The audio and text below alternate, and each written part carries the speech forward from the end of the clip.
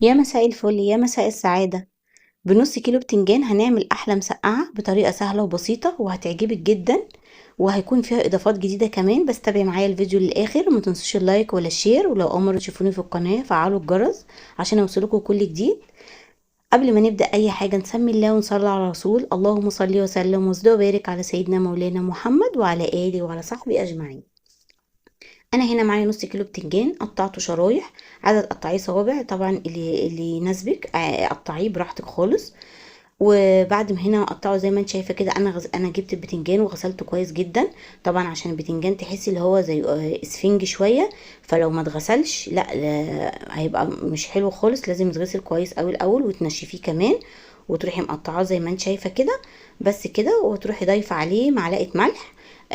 فايدة المعلقة الملح دي فايدتها عشان خاطر لو في شوية مية ولا حاجة بتنزل الأول منه قبل ما تقليه، عشان ما يشربش منك زيت كتير وانتي بتقليه.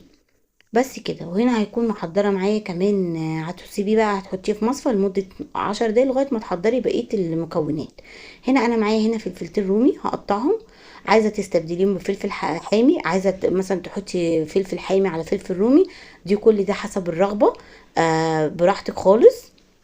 كل ده بتدي اضافات طعمها حلو جدا لصلصة المسقعة. بس هنروح مقطعينه تقطيعه كده صغيره عشان يستوي معاكي، عشان تنجزي بس ويستوي معاكي بسرعه. تمام. كده انا قطعته. هكون محضره معايا بقى التركايه الحلوه اللذيذه، هتدي طعم حلو قوي.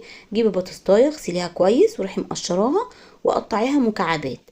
بعد ما تقطعيها مكعبات هتروحي محمراها كويس في زيت، وتسيبيها بعد ما تتحمر تحمير كامل.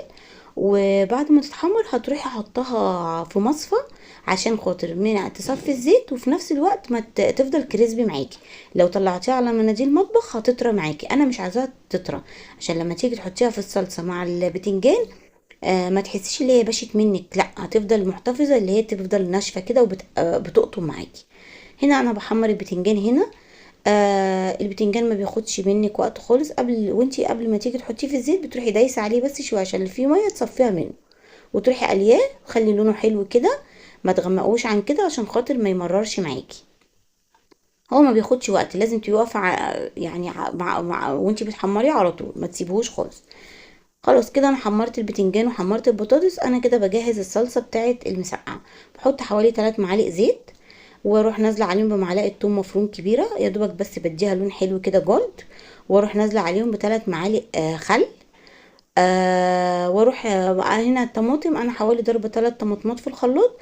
طبعا الطماطم تبقى حسب كميه المسقعه، انا عامله نص كيلو بس.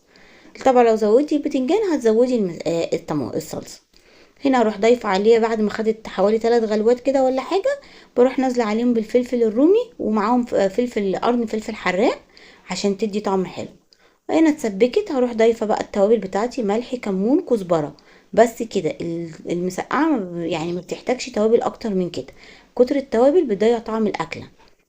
كده كده تمام. خلاص كده اروح نازله عليها بالبطاطس، وبعد كده اروح ضايفه برضو البتنجان. هسيبها يا دوبك بالظبط هتاخد غلوه على النار، واروح طافيه عليها واروح غرفاها. وبكده تكون وصفتنا خلصت النهارده. وبألف هنا يا حبايب قلبي. ولو وصلتوا معايا لاخر الفيديو ما تنسوش اللايك ولا الشير. ولو اول مره تشوفوني في القناه فعلوا الجرس عشان يوصلكوا كل جديد. وان شاء الله اشوفكم المره الجايه في وصفه جديده مع اسماء سليم. تمام. بألف هنا حبايبي.